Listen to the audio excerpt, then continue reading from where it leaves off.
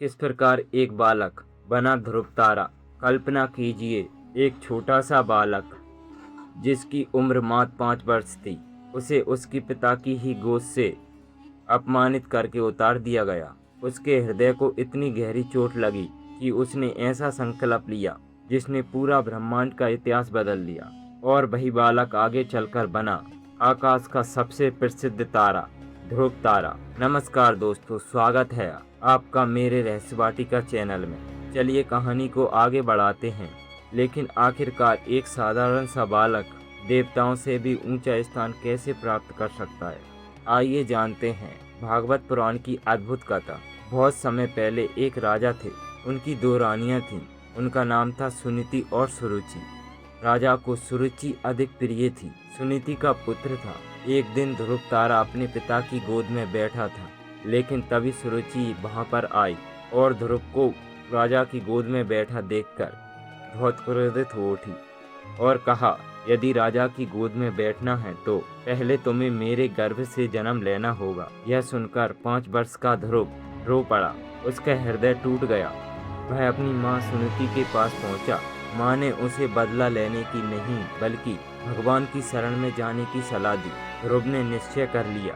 वह राजमहल छोड़कर घने जंगलों की ओर निकल पड़ा। कल्पना कीजिए, एक 5 साल का बालक, ना कोई सेना, ना कोई सुरक्षा, सिर्फ एक लक्ष्य, भगवान को प्राप्त करना। तभी उसकी मुलाकात नारद जी से हुई। नारद जी ने उसे बहुत समझाने की कोशिश की, लेकिन ध्रुव का संकल्प अटल था। तब नारद ने उसे एक मंत्र दिया, ओम नमो भगवते वासुदेवाय। ध्रुव ने कठोर तपस्या शुरू की। पहले फल खाए, फिर पत्ते, फिर केवल जल और अंत में श्वास तक को नियंत्रित कर लिया। कहा जाता है कि उसकी तपस्या इतनी शक्तिशाली हो गई कि देवता भी चिंतित हो उठे। पूरे ब्रह्मांड में कंपन होने लगा। अंततः भगवान विष्णु ध्रुव के सामने प्रकट हुए। दिव्य प्रकाश से पूरा वन जगमगा उठा। ध्रुव भगवान को देखकर स्तब्ध रह गया।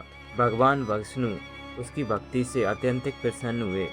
उन्होंने कहा, वर्ष भर मांगो। ध्रुव ने राज्य नहीं मांगा, धन नहीं मांगा, उसने केवल भगवान की भक्ति मांगी।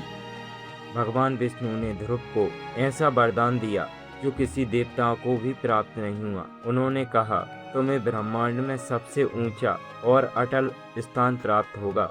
और ध्रुव बन गया ध्रुव तारा और ध्रुव लोक का स्वामी।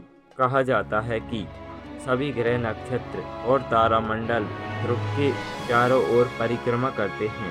इसी कारण ध्रुव का नाम पड़ा। ध्रुव अर्थात अटल, स्थिर। आज हम रात के आकाश में उत्तर की ओर देखते हैं तो ध्रुव तारा दिखाई देता है, लेकिन करोड़ों लोग इसे केवल एक तारा नहीं बल्कि ध्रुव की अमर कथा का प्रतीक मानते हैं।